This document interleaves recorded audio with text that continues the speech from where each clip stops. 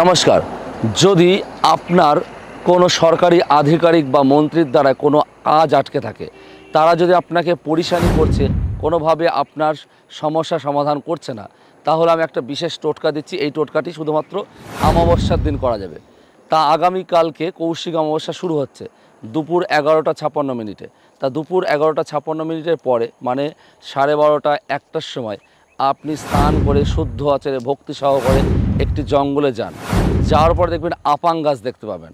আপাং গাছ দেখার পরে সেই আপাং গাছটাকে উত্তর দিকে মুখ করে সেই গাছে যদি কোনো বীজ থাকে, আপাং গাছের ফল থাকে, সেই ফলের মধ্যে থেকে বীজ বের করবেন।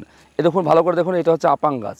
এটাকে আপাং গাছ বলা হয়। এই গাছের হচ্ছে ফল থাকে, সেই ফলের বীজ হয়। সেই বীজটাকে নিয়ে এসে আপনি কোনো মাদুলির মধ্যে ভরে আপনার কাছে ধারণ করুন। তাহলে পরে দেখবেন সেই সরকারি আধিকারিক আপনার প্রতি আকৃষ্ট হবে।